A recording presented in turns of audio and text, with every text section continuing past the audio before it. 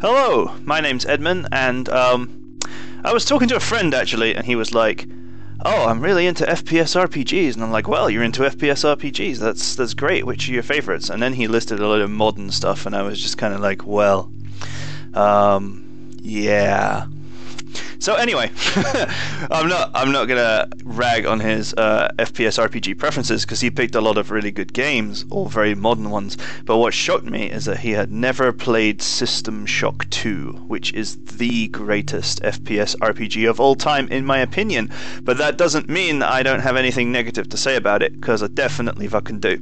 So this game, when it came out, looked like dog shit, and to this day, it still looks like dog shit. Now, to be fair, the fan community made like a HD patch for it and all the rest of it to try and polish up the 3D graphics, but they were genuinely polishing a turd. So, yeah, it doesn't look great. It looks functional, but you know, these days a lot of indie games kind of look a bit retro, or look a bit blocky, or whatever, or polygonal. So, yeah, some people like that. I don't know.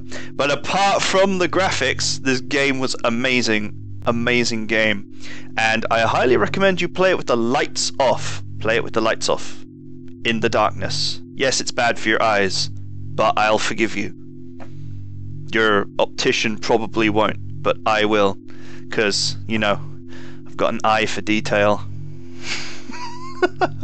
Right, so we're going to click the new game button. Before I do, the Steam version comes with all the fan community patches installed. I would quickly say that the difficulty settings are in the options. They're not part of the new game process. That's how old this game is. Don't change them on the first playthrough. Totally fine. Doesn't actually change difficulty. It changes how many skill points you get. Graphics options are in here. It should automatically detect your native resolution and change to that. Changing it to something else makes the game unstable, so don't change it. And there is multiplayer. The developers actually patched cooperative in because people loved the game and they wanted to play it together. I tried to play cooperative back in the day, and I tried to play it recently. It's not very stable. The game will crash, so don't play cooperative until I finish the game first and then try and play cooperative. But I always found it a bit unstable, even on a LAN, even, you know, literally with two computers that were just literally networked together right next to each other on IPX, SPX. It was pretty ropey. So the bullet list is that the game looks bad and technically is garbage. But apart from those two things, it's the best FPS RPG ever. So let's press the new game button. Okay, oh no, it is going to actually let me change the difficulty here now, so I guess they changed that, which is nice. Okay, so whatever, we'll stick with normal. The difficulty doesn't actually change anything, as I said before. It changes how many skill points you get, which makes the game harder as it goes on. And off we go. Okay, so most people played this and they had like no HUD, and they're like, "Oh, where's my HUD?" There isn't one. You don't get a HUD yet. It's part of the story. Please proceed to the grav shafts.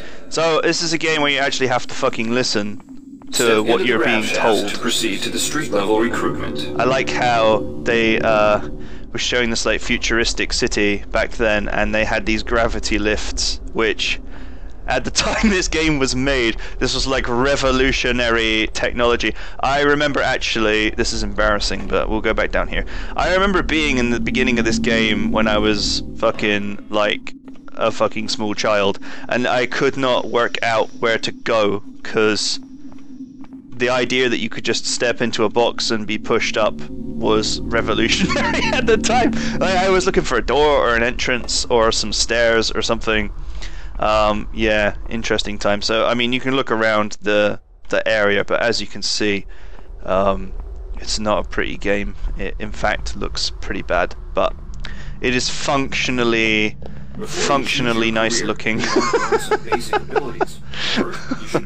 Oh man, that's so bad. When you're done with basic training, proceed to the advanced training area. So you're meant to do the basic training and go through all that, and then you go to the advanced area and you can choose your career.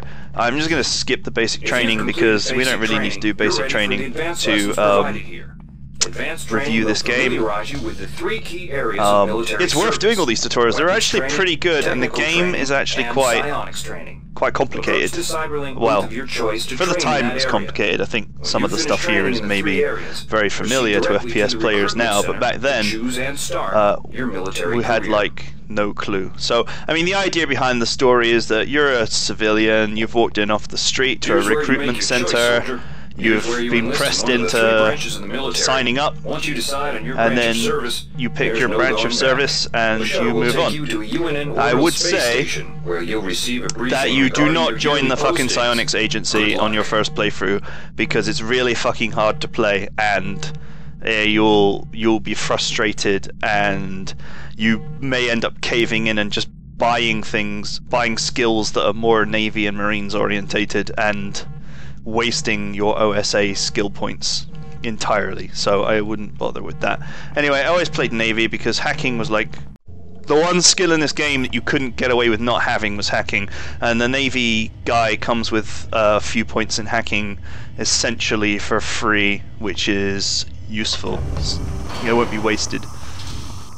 So basically the idea is, in the story you had like a 4-year career, and Welcome aboard the each space year station of your Chesapeake career Bay, you went sailor. and did It something, looks like you picked up some and standard weapons skills whatever at you basic did on Coronel during your Island. military career affected your skills, but you know, you're just kind of like a normal person at the moment, so yeah. The UNN Lucille is looking for an You can engineer's look mate at the to job help maintain the ship's postings core energy and system. see what you would get The for UNN joining the Lucille- postings, The UNN Lucille and you get a little The description UNN Lucille is looking for an of ops training officer to learn the ship's what the job navigation would and give data you. control systems. You'll get your feet wet with well, I'm going to high-tech pick hacking systems, because this but also was a expect- game about a hacker anyway, so there we go. Tells you about your tour of duty and what happened, you gain some stat points, etc. The game doesn't really explain to you what any of these stat points or anything's going to do just yet, but it will make sense when you actually start playing the game. So here we are in year 2, and we want to choose our second year posting. So we're doing like a 4-year tour. The UNN Laverne. So The here we UNN go. Pierce. We'll go The for a UNN cyber Carfax affinity, is because undertaking why a not mission to be a examine hacker? a newly discovered class. There we go, we did our tour of duty, blah blah blah. And you know, the amount of people who actually didn't get past this bit of the game because they were just kind of like, what is this? But all of this serves to set up the story that you're this military careerist, and you're doing various years, various tours, various parts of the UNN's kind of galaxy or whatever.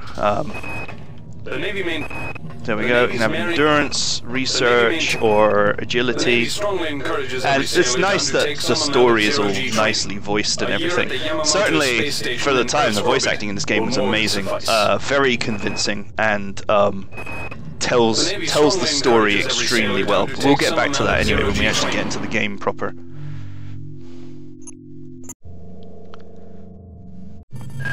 Watch out. Oh I'm shit! getting strange readings from Like, that radar dish I'm in the outside game. Where's my window. fourth choice? It's become unstable due to... Move! Take cover! Oh! The radar dish has exploded and it's coming this way and shit's falling from the ceiling. Uh-oh. So, yeah. Your fourth tour is something you don't remember. Now, there is a video that is meant to play between here and now, as it were. So, between selecting your third tour and this bit, there is meant to be a video that plays. Now, I think the videos don't play because they don't work anymore, basically. They were like 3D effects or whatever.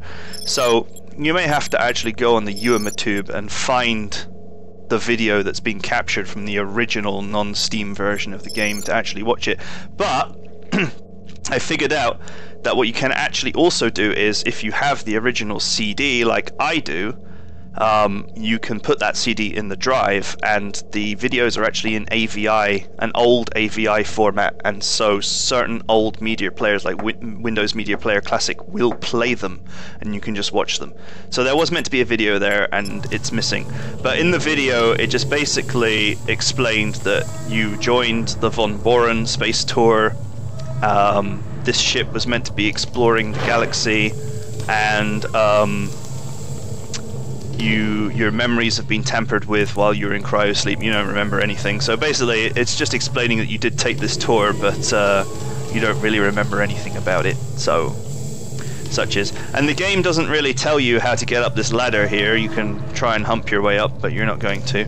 And so you're just kind of left to work it out. This is not the era of your hand being held. You have to figure it out. So if you check this guy, which it's like the key for interaction has been changed.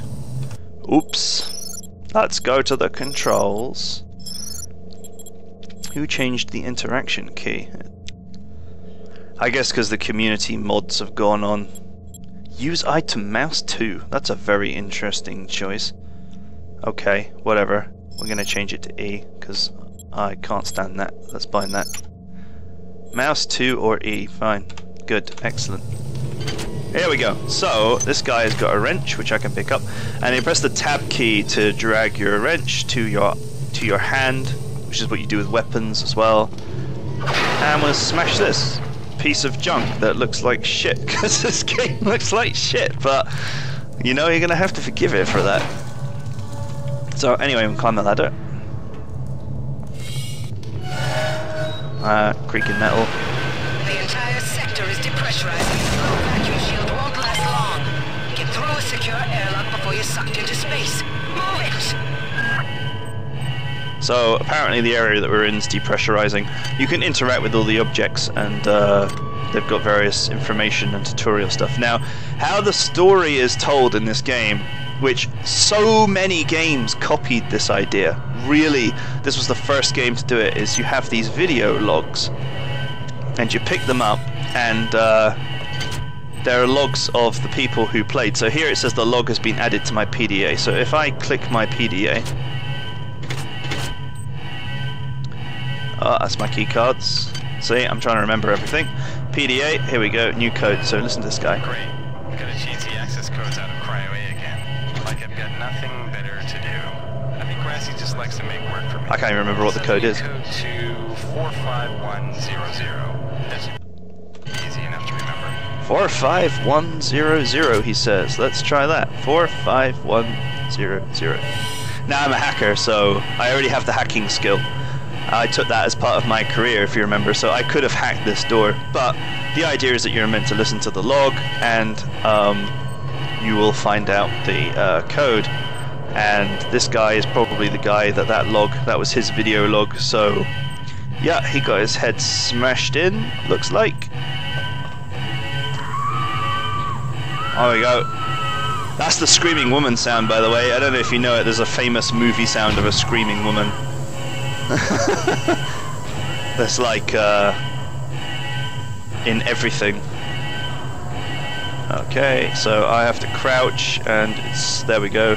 Apparently it's the shift key. This game had some really weird bindings back in the day. Please move immediately to cryo recovery B. Yeah, when I was a kid and I played this, I was panicking because I thought I was going to get sucked into space because I believed the guy, but you actually have all the time in the world. There's another wrench here. I never actually understood this, because you don't need a second one. Can't really do anything with it. This power cell is dead. There should be a recharger nearby. Just use it and it will recharge. So how you put the thing in is you pull up your inventory and drag the cell in like that. The auxiliary power unit. Good. You've managed to get out before the whole area depressurized. Where's nice? No, it's just like this game's money. Modules. You can use them to upgrade your cybernetic rig at the upgrade units in this area. There are 4 types of units in the ambient sounds in this are quite loud, like the sound of the machinery and stuff. You can turn it down a little bit, but I believe, you know, I remember that they said that it was deliberately loud because they wanted to be atmospheric, and at various points it does actually calm down and get a bit quieter. So you've got the cyber machines here, so basically they let you change your cybernetic rig, and this is like the stats system that you're probably really familiar with many other games, which is that you spend skill points, in this case cyber modules, to unlock various skill levels, and it explains what each skill does. Let's see, here we got weapon skills. So I have like standard weapon skills. With 4 modules, I don't think you can really buy anything, but there are some more lying around. So.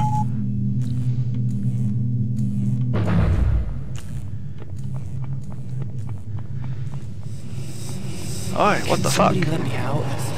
I can't find my card.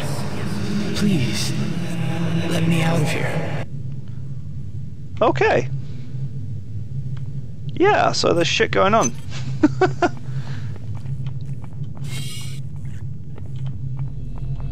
Oh, well, this guy got his fucking noggin pushed in. He's got some money on him. Oh yeah, you had breakable glass in this game. Like, I looked at this and I was like, how do I get that stuff out of there? And they're like, someone said to me, oh, you just whack it with the wrench. And I'm like, really? You can do that? It's kind of funny how we take this shit for granted now. It was unique back then.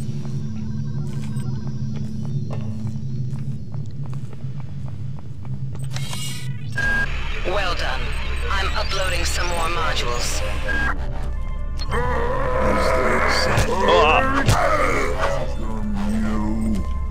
Oh, fucking fucker. Watch out! Yeah, infested crew members. Remember those, like, head crab things from Half-Life? I'm pretty sure there's some inspiration found here. Oh, look, it's like unresearched object. And I need a level 1 research skill to research it. Interesting. So, there's a box in here which can be hacked. And, oh, I need level 2, so I ain't gonna hack that. I can hack the security camera system. So, I just wanted to show the hacking thing. You know there's little games where it's like, you play a little game and you hack or you don't hack the thing. It came from this game, basically. This game spawned so many things that people Security sort of system offline. take for granted now or have almost become tropes. But it was all very new when this game came out. So you see there's another log here, which we're going to listen to quickly. Why is it that no one listens to me? The security protocols on the Xerxes system are clearly immature. Some idiot hacked into the primary data loop last night and made Xerxes sing Elvis Presley songs for 3 hours. I finally had to pull the voice subsystem offline. What would happen if someone with a real agenda got into him? Ah, what would happen if someone with a real agenda got into the computer system? You can probably guess what happened when someone with a real agenda got into the computer system, right? I mean, this ship got fucked up. That insipid computer Xerxes has shut down the elevator as well. You can transfer power to the engine core on deck 1, which will get Now I've taken the cameras out. Xerxes has control of the ship's security system. Avoid or And you can take them destroy out any security cameras permanently. you see. You can hack security Now, computers to just before I power finish down up the review of this game, you can see like a lot of the RPG tropes that you take for granted in FPS games now. Is useless to me. It's just such, it's got such a great story, and if you take the time to really get into this game, you will love it. And one other sort of revolutionary thing that it had at the time was that the ship is persistent in terms of its, so you go to each area, there are certain items or whatever on the floor. Nothing resets in this game. You can come back to various parts of the ship that you've been to before. When you get the lifts back online, you can basically move between all the floors and that kind of thing. And nothing will have changed. Everything will be exactly as you left it, which really adds to the immersion of that you're alone on this ship, and everything you do, it matters. Everything that you've done is still there. The game really remembers everything that you did, everywhere you've been. The only thing that disappears is the bodies and stuff from the things that you've killed, which I suppose they just needed to clean that stuff up, because otherwise you'd end up with a mountain of corpses in every corridor. And this is it. This is System Shock 2. You're basically on here trying to work out what the fuck happened. And that is the whole game. And you're just like going around picking stuff up. But it's very, very carefully designed. Ow! Okay, it's a monkey shooting fucking energy balls at me. Great. Just what I wanted for Christmas. wow, what the fuck is that about? And that's it. Like, what the fuck is that about? You'll find out what that's about. But at a later point, you gotta try and work it all out. This game did have a few other things I just want to briefly mention. It had things like radiation hazards, so if you've ever like played Fallout or whatever, and you walked into an area and it's all like, and you can hear the Geiger meter going off or whatever, and you get irradiated. This actually happens in this game as well. Once you get to the engineering deck. Yeah, it was really advanced for its time. It's just a shame that it didn't look very good. And it's brutally unforgiving as well. Evidently. What? To this day, I still fucking struggle to kill these gits without being damaged. Because they gave them like a really erratic AI and they sort of pull back and move around and such, so it's quite difficult to get a good swing on them. Okay, I can't go through there. Oh, can I? Yes, I can. Excellent. Oh, pumping music. I don't actually have a weapon. Hi there. Please make your selection. This is so funny. You can buy stuff with nanites from the vending machine, but you can hack the vending machines and make them produce like nicer things. This is the Psi amp that lets you use Psi powers, but I haven't actually got any. And this basic thing behind how this game works is that it just denies you the ability to do certain things if you haven't got the skills to do it. So you got to really think about what skills you're going to buy and when. I always kept when I first played this game, I always kept like a reserve of skill points, so I could adapt to any situation. Don't try to carry around all the chemicals at once. It's impractical and unnecessary. So yeah, this is the thing. If I like dump this stuff here, chemicals it needs and when. This stuff will stay here for the whole game if I leave it here.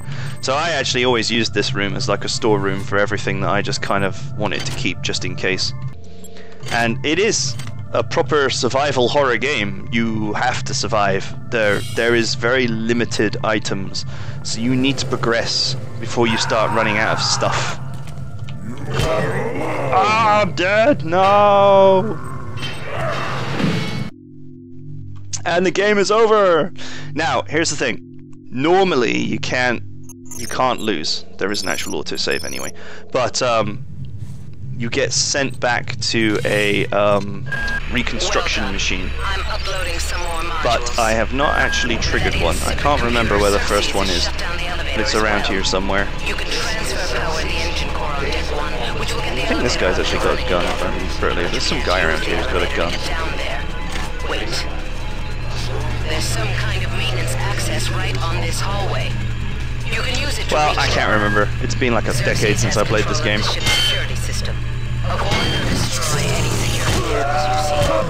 Oh my god, I suck. This is normal difficulty. I used to be so good at this game. So yeah, anyway, this is System Shock 2. You should definitely play it.